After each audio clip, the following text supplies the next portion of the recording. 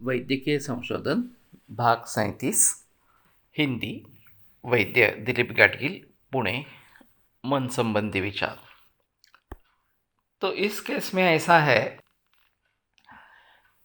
कि उसको मालूम था कि उसने स्मोकिंग किया था और पहला अपत्य इस प्रकार का निर्माण हुआ था।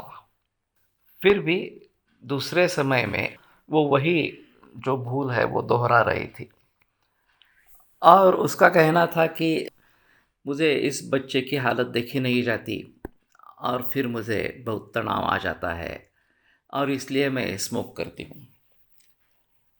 तो मैंने उसको कहा कि देखो, तुम अकेली इसमें दोषी नहीं हो। तो थोड़ा चौंक गई क्योंकि ये कुछ अलग विचार इस प्रकार का था। तो मैंने कहा कि ठीक है, ऐसा है कि तुम्हें स्ट्रेस था, तुमने स्मोकिंग किया, तो तुम्हें सज़ा होनी चाहिए, तो भूल है, उसमें कोई संदेह की बात नहीं है। लेकिन इस बच्चे का इसमें क्या अपराध है? उसको क्यों ये भुगतना पड़ रहा है? वैसे देखा जाए तो उसको केवल 4 बरस का और वो भी दुखपूर्ण इस प्रकार का आयुष्य प्राप्त हुआ है और उसका इस जन्म में कुछ इस प्रकार का कारण दिख नहीं रहा इस प्रकार से। तो कहने का तात्पर्य अर्थ ये है कि आयुर्वेद में पूर्वजन्म पुनर्जन्म ये मान्य है।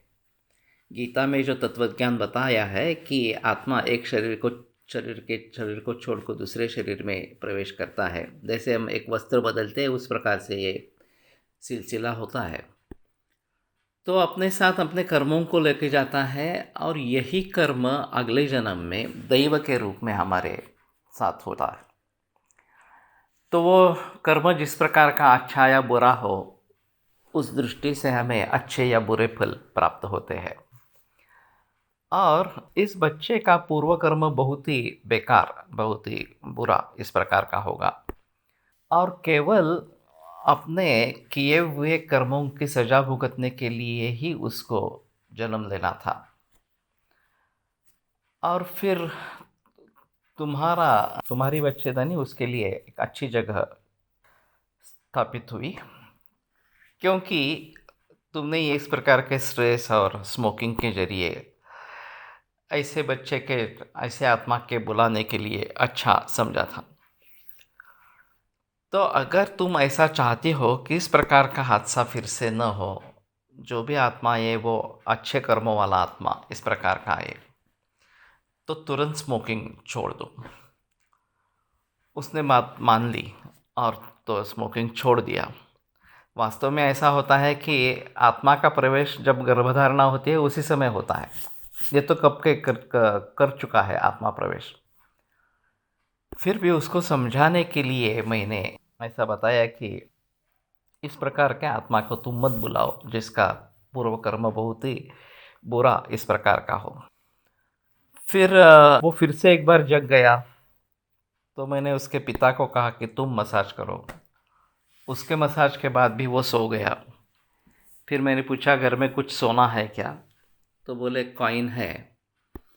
तो मैंने कहा कि 1 कप दूध 1 कप पानी और वो कॉइन उबाल के 1 कप रखो।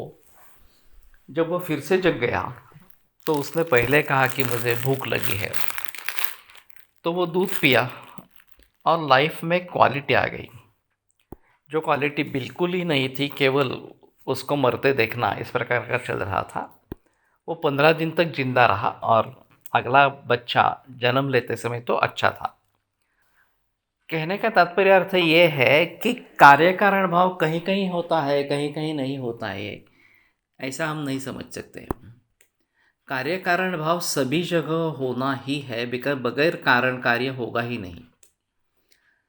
तो अगर कार्य दिख रहा है तो कारण अवश्य होना है और उसको ढूंढना है ताकि हम आगे कार्य किस प्रकार से निर्माण करें उसके बारे में सोच सके, उस प्रकार के अनुसार कर्म करें। तो यही कर्म विपाक सिद्धांत इस प्रकार का वेदांत में बताया गया है।